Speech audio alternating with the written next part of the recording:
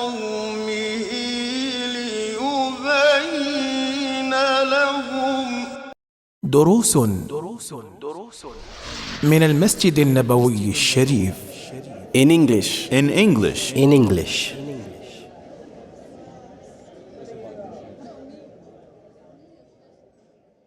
Then the Prophet ﷺ says, Uqatil, I have been commanded to fight. And notice that the Prophet ﷺ did not say aqtul, I've been commanded to kill. And there's a difference between uqatil and aqtul. Yani one of them is on the wazn or the strand of the verb or the form of the verb, which is fa'ala, which means that there is some type of participation. Yani that there's two parties involved. Whereas aqtul, which means kill, does not need to necessarily involve an active participation from both sides. And here what we find is that some people, and Allah subhanahu wa ta'ala knows best, intentionally or unintentionally, they've actually translated this hadith to say, I have been commanded to kill people. In famous books that have been translated into English, and some of them that have not been translated by Muslims. But non-Muslims and Muslims alike, some of them translate this hadith as saying, I have been commanded to kill people. And so it paints this picture of the Prophet ﷺ and the Muslims as being this bloodthirsty group of people who are just out for perpetual warfare. And that they just want to fight everybody. And they want to kill everybody. And that this is the nature of the Muslims. And even if Muslims of today, the 1.6 billion Muslims on earth, are not actively following this hadith, this is still part of their law. And if they could, they would. This is still part of the law of the Muslims, that they are supposed to go out and indiscriminately kill non-Muslims. This is what they would have people believe based on their faulty understanding of this hadith. Now, I'm going to go, inshallah, point by point through this. The first thing is that it is unnatural to want to fight other people. And Allah Azza wa Jalla said that in the Qur'an. He said, Kutiba alaykumul qitalu wa huwa kurhul lakum. Fighting has been prescribed for you, even though it is disliked by you. Huwa kurhul lakum. Yani, naturally, no one wants to be involved in a situation where they're potentially going to lose their lives or their family or their wealth or these type of things. Kutiba alaykumul qitalu wa huwa kurhul lakum. Fighting has been prescribed for you, even though you dislike it. So it is not something that a Muslim just wants to go out and fight other people. The Prophet ﷺ, in fact, said in the hadith, collected by Bukhari and Muslim, لا تتمنوا لقاء العدو. Don't wish to meet your enemy. This is not something that the Muslim looks forward to. However, there are situations that may dictate and necessitate that there be some type of fighting and that there be combat.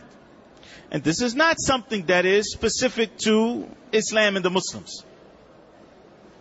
Any ideological system that exists out there has a concept of defending their ideology and maybe even preemptive strikes in order to protect whatever ideology they may have. And that does not necessarily mean it is a religion. It can be some other type or form of system and ideology. But even the Christians themselves, they have developed what is known as just war theory. Just war theory. And you can look that up because that's exactly what they call it. Which means that though we view war as something that is terrible, something that we would prefer not to be involved in, there may be situations, atrocities that can be avoided, circumstances that need to be dealt with, where war is not the worst option. Where war is not the worst option. And therefore, it becomes a just war to prevent a greater evil. And this is something, again, that exists with Christians, but not only Christians, because it has trickled down into other people's systems. And if you just look at, and we need to, as Muslims, we shouldn't feel like we have to always be on defense. I mean, when people quote these kind of hadith and they say, do you believe in that? Yes, we believe in the hadith. It's hadith in Bukhari and Muslim. We have nowhere, it's not da'if, it's in the most authentic books after the book of Allah subhanahu wa ta'ala. However, it is not a matter of simply quoting a hadith.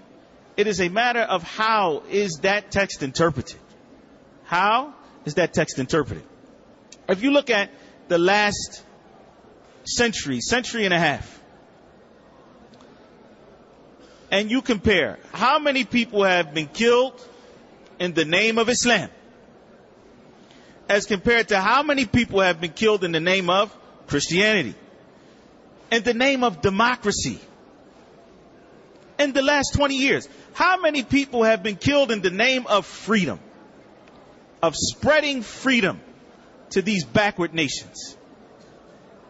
And so therefore we have to kill tens of thousands, hundreds of thousands of people, as compared to those who have supposedly been killed in the name of Islam. Oh, those people who constantly quote this type, they are ingenuous. They have no academic rigor whatsoever. And honestly, they need to be ashamed of themselves.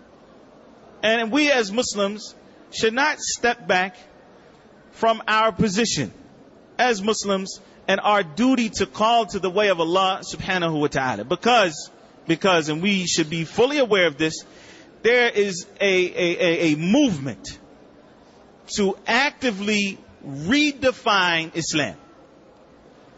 Redefine what is acceptable as Islam. And we have to be amongst those who see this plot and recognize that, no, we're not going to redefine Islam. We are going to look for the proper interpretation of Islam and spread that to the people, bi'idhnillahi ta'ala.